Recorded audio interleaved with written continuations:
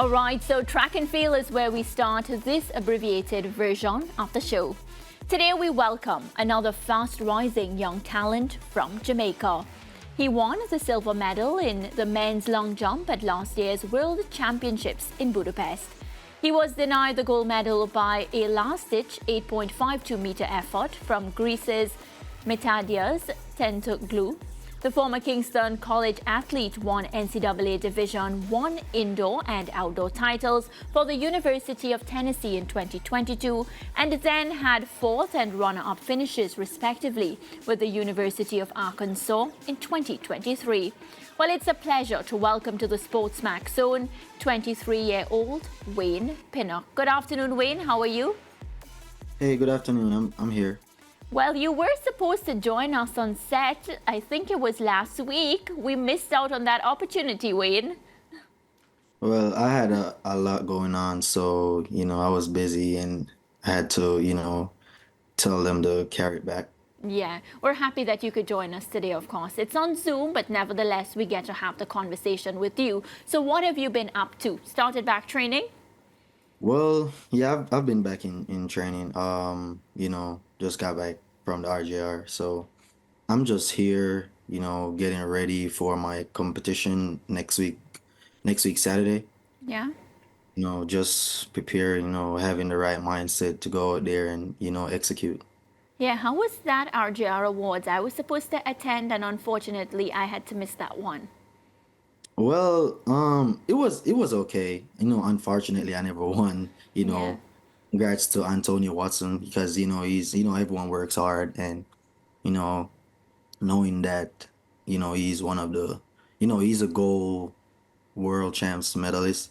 So as I say, congrats to him. But I mean, everything was good otherwise. Having to be a nominee for that event. So, it's a great feeling. Yeah, definitely an honor. And I'm sure based on how you're going, you will cup the award very, very soon if you continue on that with that speed, if I'm to use that word. You said you have competition on Saturday. What's coming up? Well, NCAA meet for in Albuquerque. That would be my first opening meet. So, as I say, I'm just having the mindset of just, keep a calm and just go there, execute as coach always told me. Wayne, I always like when I talk to athletes like you who came through the ranks and the youth programs, and because this is a Caribbean show, can you talk to us about your development, not only in your competitions in Jamaica, but at the KFA Games? You won gold in Nassau, Bahamas, and the Cayman Islands as well. How much did the KFA Games play a part in your development as an international athlete? Well, growing up, from going from that level, from high school, I just feel like it just gave us, we as youngsters, the showcase for others to, see us. It's a great platform for, we as young athletes to, see what the world we could do in the world. And I mean, we just gotta, come into the collegiate level. Like that shows what, we all can do as youngsters, us Jamaicans. Because like we as Jamaicans, we come here and like these Americans are like, whoa, like you jumping 27 feet when I'm just here jumping 28 feet. Like that's, that's crazy.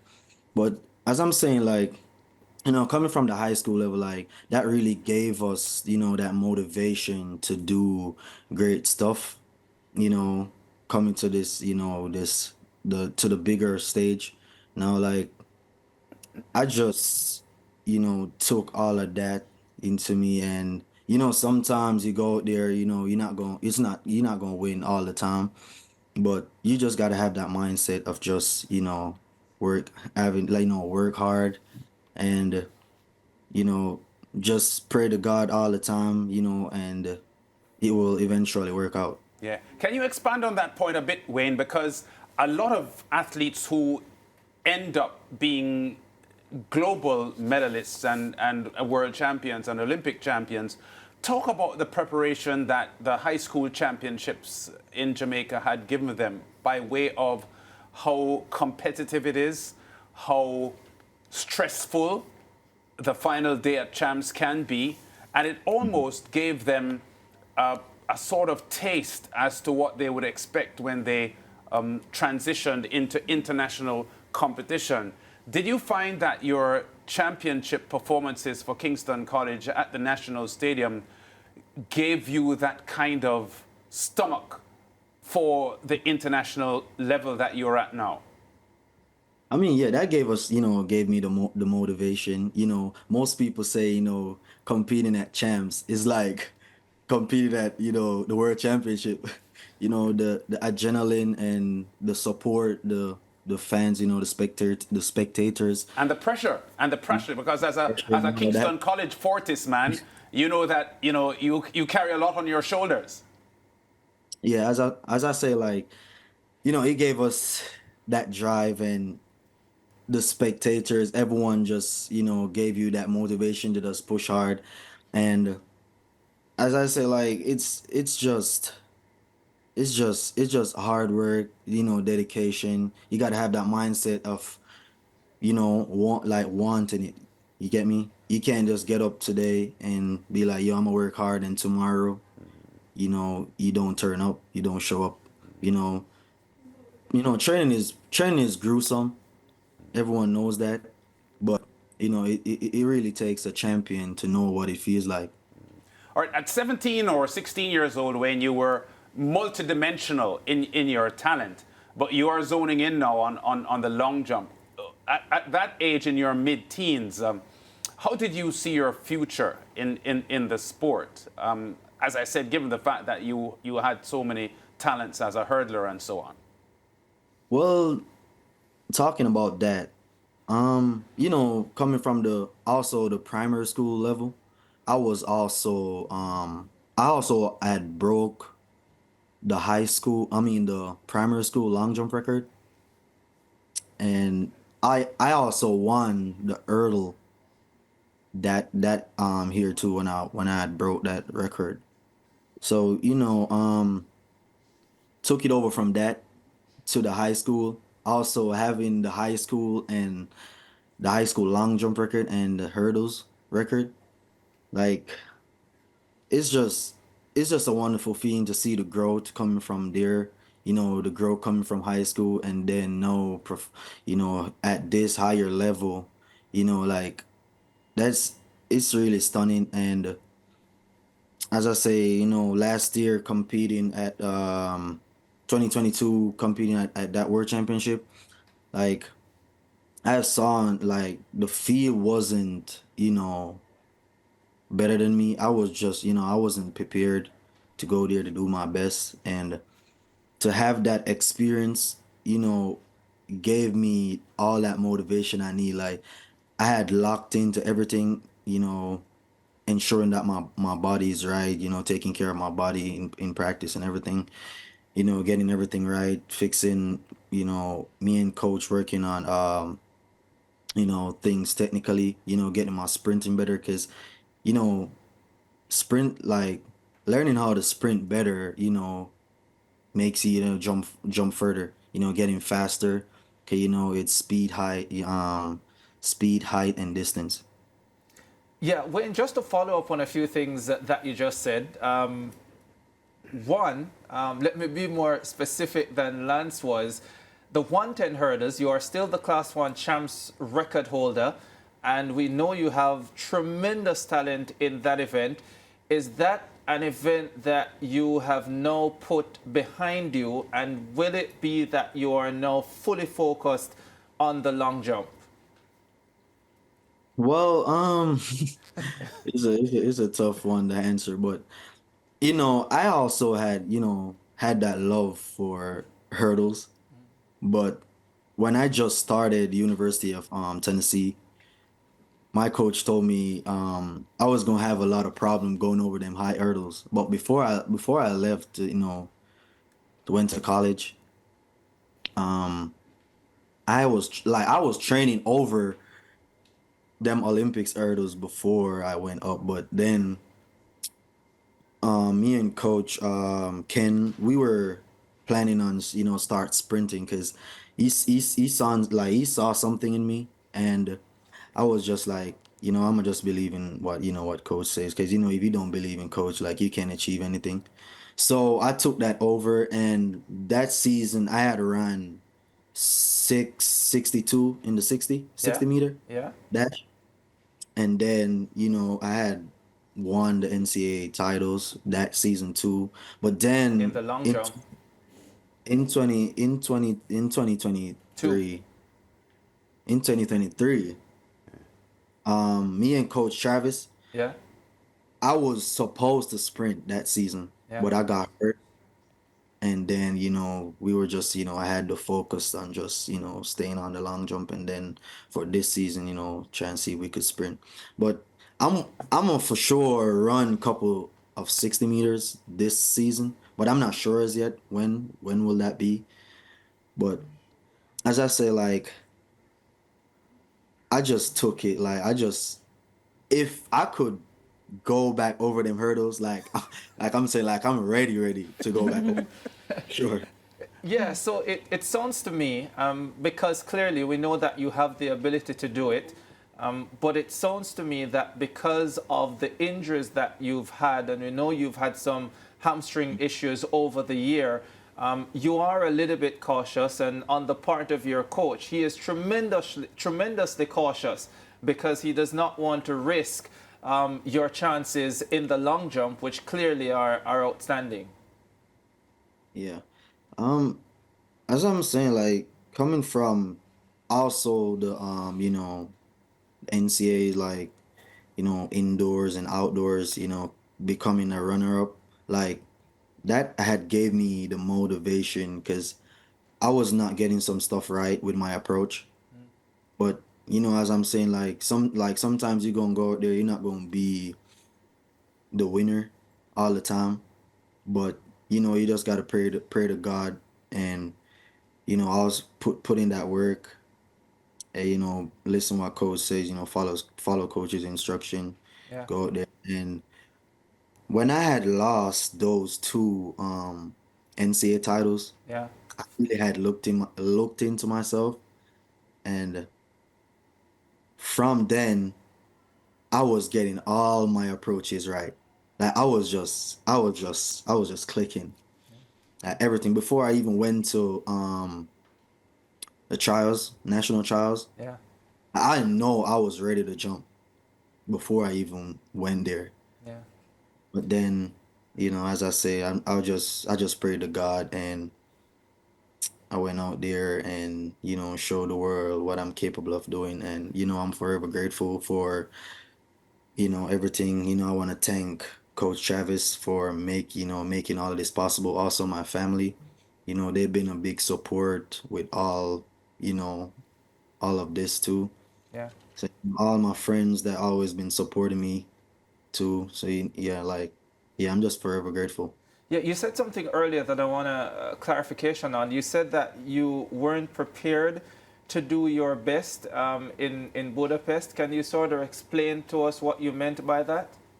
No, I'm saying I wasn't prepared as properly, like, for the NCAs, like, Ah, during yeah, outdoors. I was having problem with my approach. yeah, If you don't have a solid approach to go to that board, you're not gonna have a perfect distance. yeah, yeah. But Completely get that. By the way, are you over that Tentoglu final round effort yet? to be honest, he's a Olympic champion. Yeah, I give respect to that.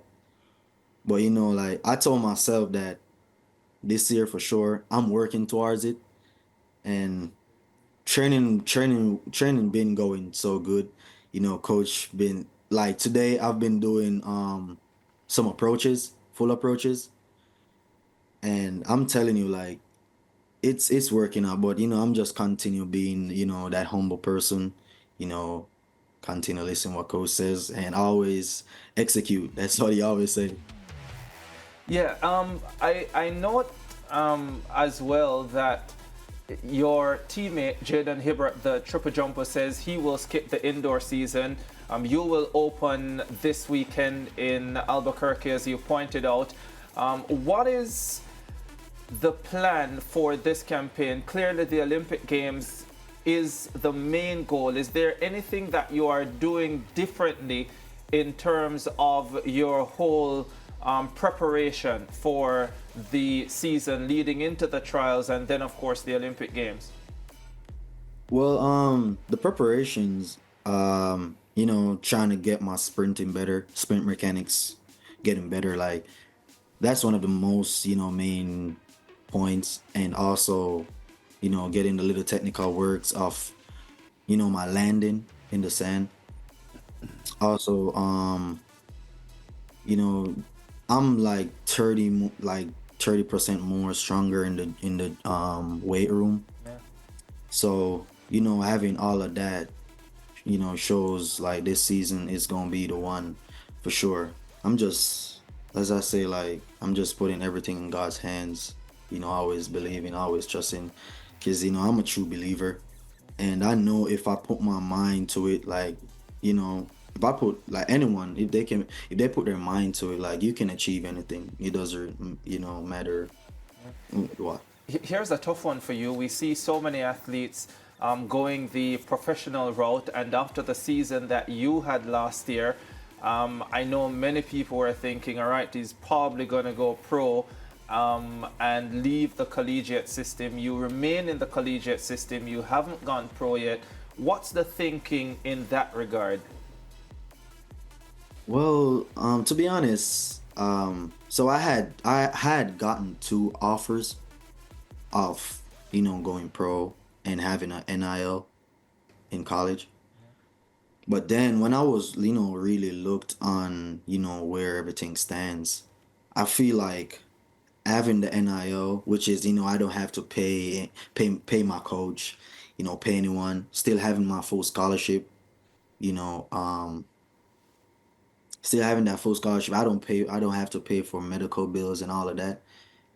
Staying right now, I feel like that's really had a little stress off of me.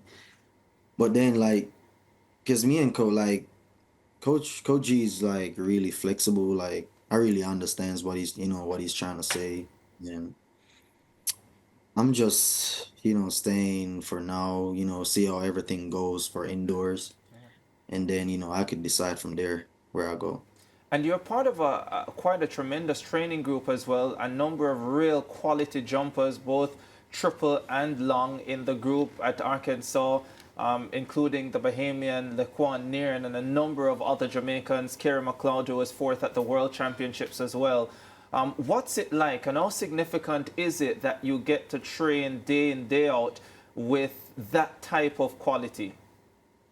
To be honest, like having so many great people around you, knowing they could also do great stuff, like that gave me as a individual, like that gave me a motivation to push hard. So someone goes out there and does something crazy, like you just got to show up. Like that's what we were built for, showing up when it's the time. Yeah. So having all of those people around me, especially Laquan Near, like he's one of my good friends. Yeah. Didn't talk, like he motivates me a lot.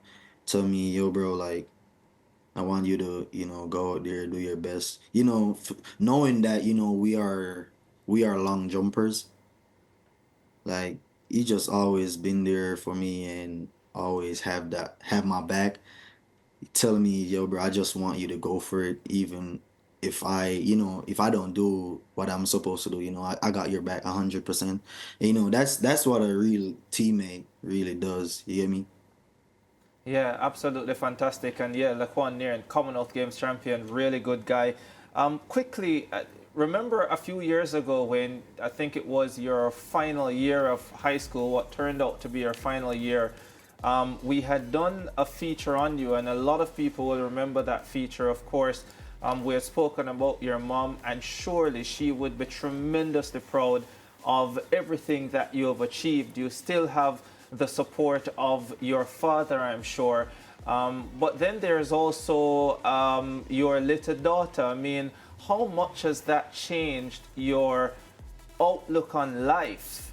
And how important is it to have her as part of your life as you continue to do all these great things?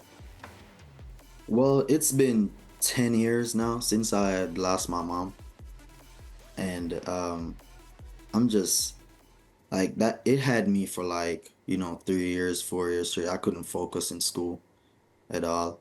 But, growing up, like I told myself that, I just got to do it for her. Sometimes when I'm out there competing, like I just have the mindset of, mom, like this one is for you. Also, my little daughter, Zahara, like she gave me that motivation too to just give it all my best, continue working hard. As I'm saying, sometimes you go out there and training is very gruesome. And I just look back and me like, I just got to do this for her, being a young dad, to show people that, it doesn't really matter what you go through. It's just, the mindset of, being an adult. It's just being the person, you always wanted to be, like you just gotta put in everything you got, just never let down, never give up, never, let down. Yeah, Wayne Pinnock, we look forward to see what you will deliver in 2024. First, of course, the NCAA season, then through to the Jamaican Championships, which will be tough. So you have to come ready to go. And then hopefully, of course, the Olympic Games in Paris. It's been a pleasure chatting with you, Wayne. All right, thank you. Yeah, Lance and Mariah, top guy, top young man. Yeah, unfortunate we didn't get him to visit our studio and to have that one-on-one chat with him. But of course, yeah, you listen to athletes like him and you feel really motivated, like listening to, of course, where they come from, where they're going, despite the struggles, being able to, of course, break those barriers. I think it's so important. And based on his mindset and the way he speaks, I think, he has a lot more in store for him.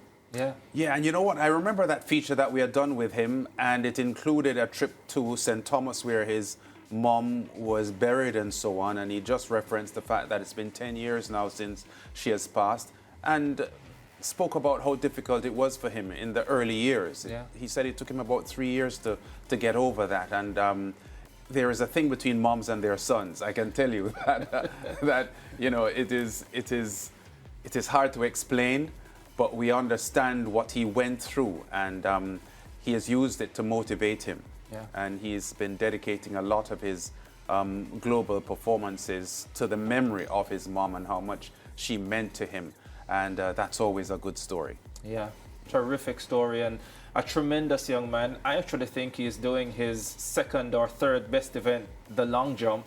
But of course, he explained largely why that is the case, and we're not seeing him in the sprint hurdles anymore, or even the 100 meters, because he has tremendous speed. The kid is really, really fast, and he's powerful as well. We look forward to what he will produce in 2024. Let's go to a break on the SportsMax Zone. Mariah, are you up next with the only zone update for today? No, I think it's Ricardo doing it. You have to stay with us to see.